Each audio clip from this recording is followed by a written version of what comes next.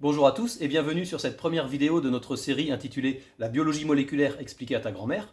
L'objectif de cette série de vidéos, c'est d'expliquer en termes très simples, accessibles à des gens qui n'ont pas forcément de formation scientifique, d'expliquer des concepts scientifiques en biologie moléculaire.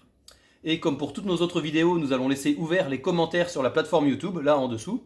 Donc si vous avez des questions, si quelque chose n'était pas clair, n'hésitez pas à poser vos questions dans les commentaires. Tous les commentaires seront modérés pour éviter les abus, mais ensuite nous les posterons et nous y répondrons. Bien entendu, notre objectif, c'est que vous n'ayez pas besoin de poser de questions. Et donc, dans cette première vidéo, nous allons parler de la notion d'information génétique et de la notion de génome. Alors, l'information génétique, c'est quelque chose qui peut se mettre en évidence par une expérience très simple que nous allons vous décrire tout de suite. Alors, cette expérience, elle est toute simple, c'est de mettre en présence un lapin mâle avec un lapin femelle et d'attendre un peu. Si on attend suffisamment longtemps, et bien rapidement, on va voir qu'ils se seront reproduits, ils auront fait plein de petits lapins. Et ça, bon, c'est le genre d'expérience auquel tout le monde est habitué, mais ça cache une information fondamentale, c'est qu'il se trouve dans l'organisme de ces deux lapins par an, l'information qui leur a permis de fabriquer des nouveaux individus lapins. Cette information, cette espèce de plan d'architecte qui permet de fabriquer ici des lapins, c'est ce qu'on appelle l'information génétique. Donc l'information génétique, elle permet de fabriquer un organisme. Elle permet également de faire grandir un organisme, parce que finalement, quand le lapin, après, il mange par exemple une carotte, eh ben, il va grandir, il aura transformé la carotte en du lapin, donc il aura reprogrammé la matière de la carotte en matière de lapin. Donc l'information génétique, elle permet d'une part de fabriquer un nouvel individu, elle permet ensuite de le faire grandir en restant essentiellement lui-même, alors que il se nourrit avec des aliments de nature variée. Une autre expérience, c'est ensuite de laisser entre eux ces bébés lapins, on les laisse grandir, et s'il y a des mâles et des femelles dans la portée, eh bien rapidement, eux-mêmes, ils vont se reproduire, et on aura encore davantage de bébés lapins. Et ça nous montre que l'information génétique, elle est également transmissible à la descendance, puisque les bébés ici ont hérité d'une information génétique qui leur permet à eux-mêmes de fabriquer de nouveaux lapins. Alors, l'information génétique, elle contrôle donc ce caractère qui est l'appartenance à une espèce animale, être un lapin. Parce que si on croise entre eux des lapins, on obtient des bébés lapins, on croise entre eux des chats, on obtiendra des chats, entre eux des chiens, on obtiendra des chiens, etc. Donc, l'appartenance à une espèce animale, c'est le genre de caractère qui est déterminé par l'information génétique, mais il y a aussi beaucoup d'autres types de caractères déterminés par l'information génétique. Par exemple, la couleur de la peau. En général, quand les parents ont la peau sombre, les enfants auront également la peau sombre. Les parents ont la peau claire, en général, les enfants auront la peau claire. Également, de très nombreuses autres propriétés des êtres vivants. Donc il y a énormément comme ça de caractéristiques qui sont portées par l'information génétique. Alors, une notion importante, c'est que ce ne sont pas les caractères eux-mêmes qui sont transmis au cours des générations, mais que les caractères dépendent d'une information sous-jacente, l'information génétique, et c'est cette information qui est transmise. Alors que les caractères, eux, peuvent des fois disparaître, réapparaître au fil des générations. Ça a été démontré pour la première fois de façon formelle en 1865 par quelqu'un qui s'appelait Gregor Mendel, qui avait fait des croisements sur des petits pois, donc des plants de petits pois qui différaient par un caractère la couleur des petits pois qui étaient produits.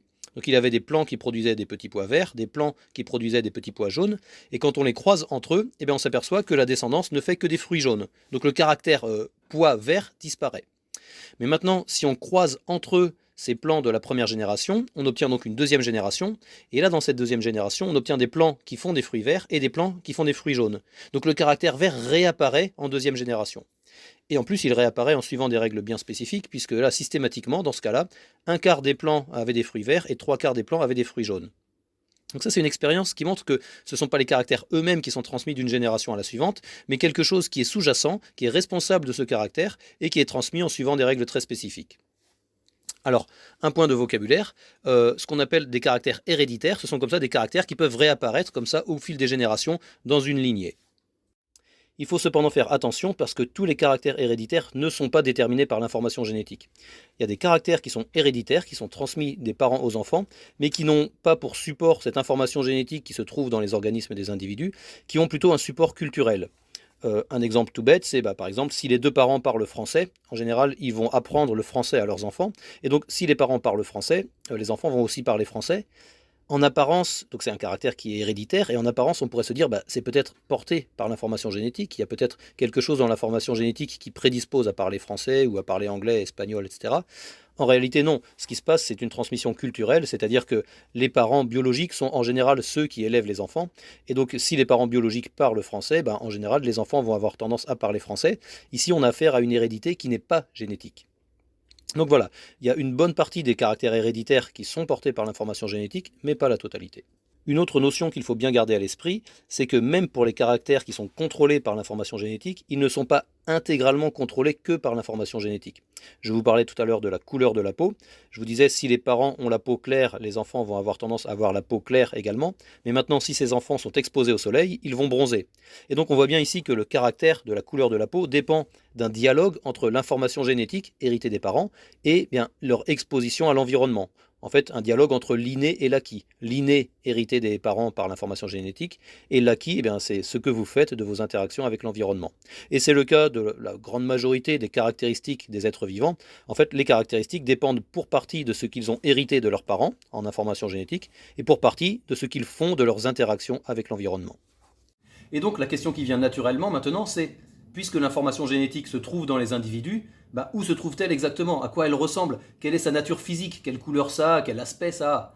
Et donc c'est la question qu'on va poser maintenant. Quelle est la nature matérielle? Quel est le support matériel de l'information génétique? Alors, puisque l'information génétique se trouve dans les organismes vivants, commençons par voir de quoi sont constitués les organismes vivants.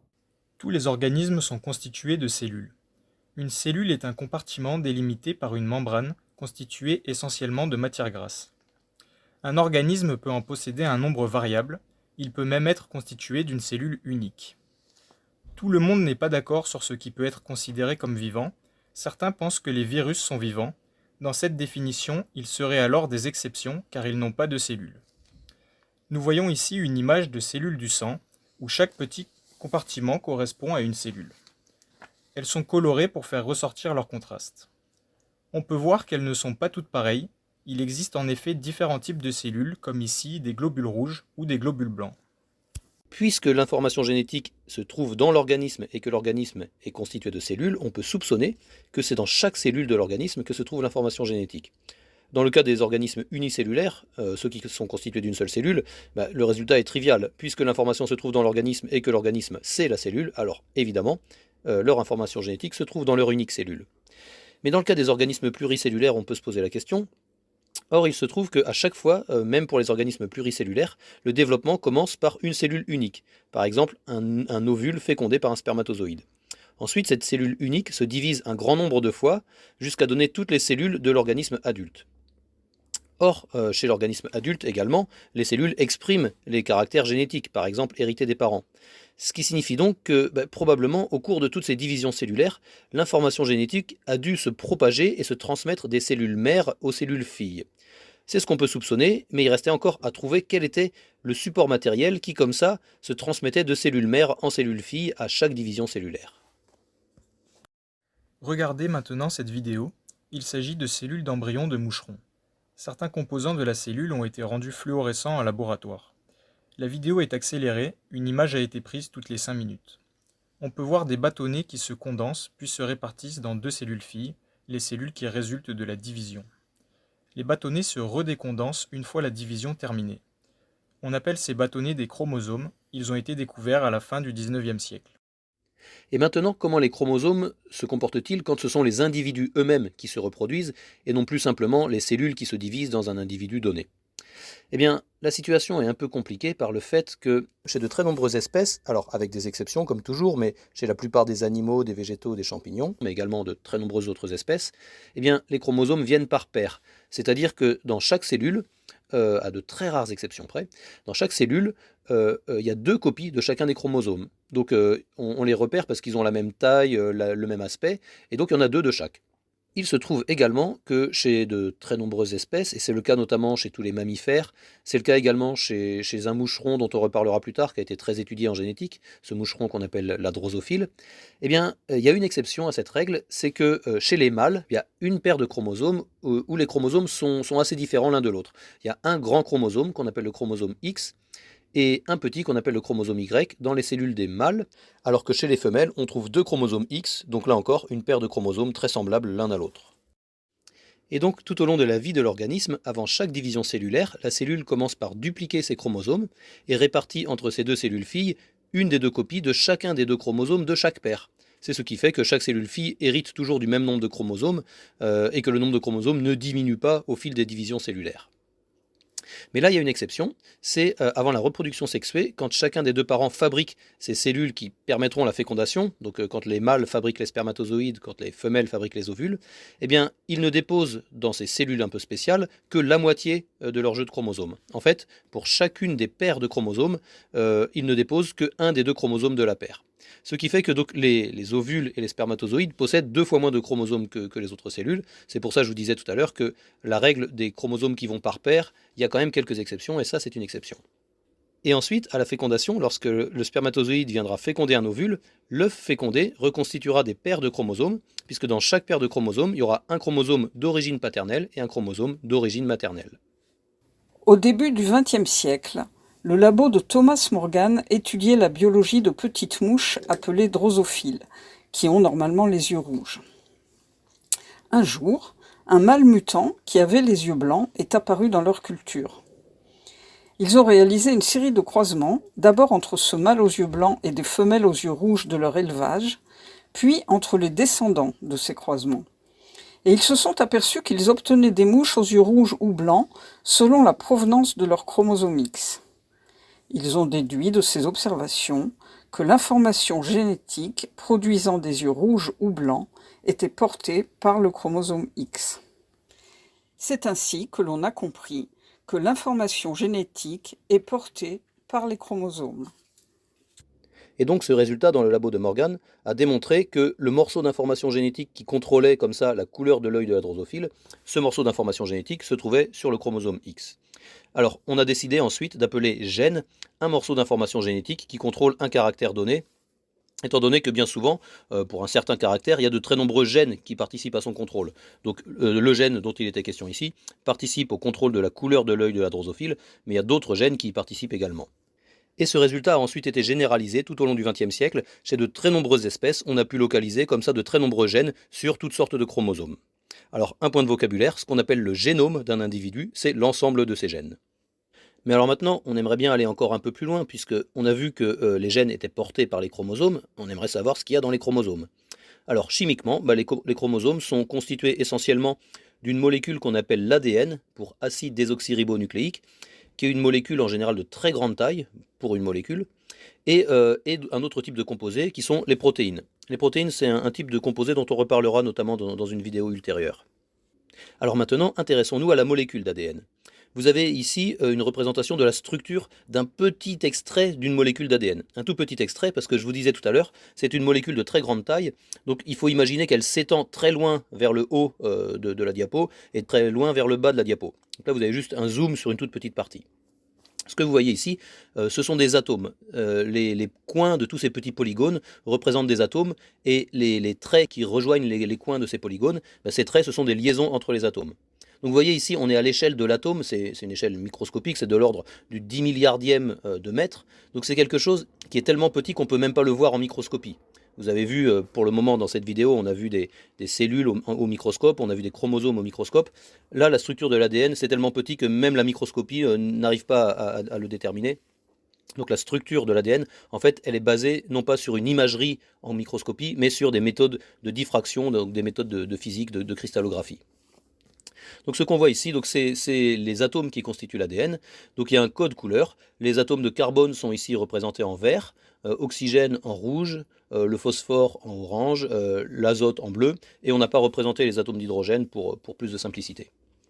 Et donc vous voyez la structure de cette molécule, ça fait une double hélice comme ça avec deux brins qui s'enroulent l'un autour de l'autre, et sur la partie externe de ces deux brins, on repère une structure qui est très répétitive. Vous avez ces petits groupements, ça c'est des groupements phosphates, donc avec un atome de phosphore et puis des atomes d'oxygène autour, et puis entre les groupements phosphates, vous avez ces petits pentagones avec du carbone, de l'oxygène, et puis au milieu de cette espèce d'échelle, vous avez les barreaux de l'échelle qui contiennent d'autres types d'atomes.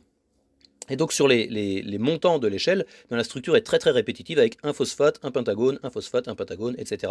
répété un très grand nombre de fois. Mais les barreaux de l'échelle, eux, ils sont de nature assez différente, et ça se voit assez bien quand on zoome dessus, et spécialement si on fait pivoter comme ça ces petits groupements d'atomes, on voit qu'ils sont pas pareils entre eux. Et donc vous voyez qu'on a comme ça des groupements d'atomes qui diffèrent le long de la molécule. Alors ces groupements d'atomes, on leur a donné des noms, la cytosine, la guanine, l'adénine et la thymine. Et comme c'est un peu long à prononcer, en général, on aime bien les appeler par leurs initiales, donc C pour cytosine, G pour guanine, A pour adénine et T pour thymine. Et donc on conçoit bien intuitivement que la séquence de ces groupements d'atomes le long de la molécule d'ADN constitue une information. Parce que c'est pas la même chose d'avoir A puis G puis A puis T que d'avoir C puis G puis A puis A.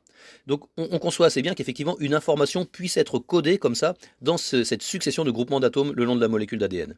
Eh bien c'est ça le support matériel de l'information génétique. L'information génétique, c'est une succession de ces groupements d'atomes A, C, G et T le long des molécules d'ADN. Cette succession constitue un sens pour la cellule, elle va l'exprimer sous forme de caractéristiques biologiques. Et bien voilà, nous y sommes. C'est dans cette succession de groupements d'atomes, donc ces groupements d'atomes qu'on symbolise par les lettres A, C, G ou T, dans la succession de ces groupements d'atomes que se situe la fameuse information génétique. Évidemment, il faut énormément d'informations pour définir ce que c'est qu'un lapin, ce que c'est qu'un chien ou un chat, mais je vous rappelle que les molécules d'ADN sont extrêmement longues. Dans un chromosome donné, la molécule d'ADN fait facilement des dizaines ou des centaines de millions de ces positions, comme ça, ces petits barreaux d'échelle qui contiennent des A, C, G ou T. Donc dans un chromosome donné, vous avez énormément de place pour faire rentrer énormément d'informations.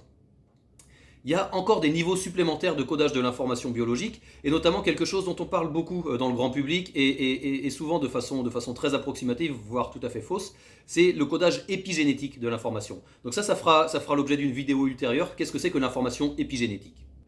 Et maintenant se pose évidemment une autre question, puisque je vous dis que ce qui détermine l'information génétique, c'est cette succession d'atomes le long d'une molécule, donc quelque chose d'extrêmement petit.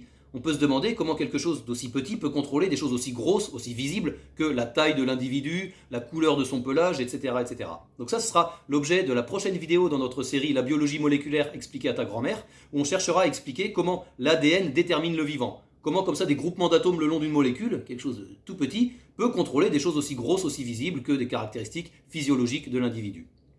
En attendant, si vous souhaitez être tenu informé de la publication de nos prochaines vidéos, n'hésitez pas à vous abonner à notre chaîne YouTube.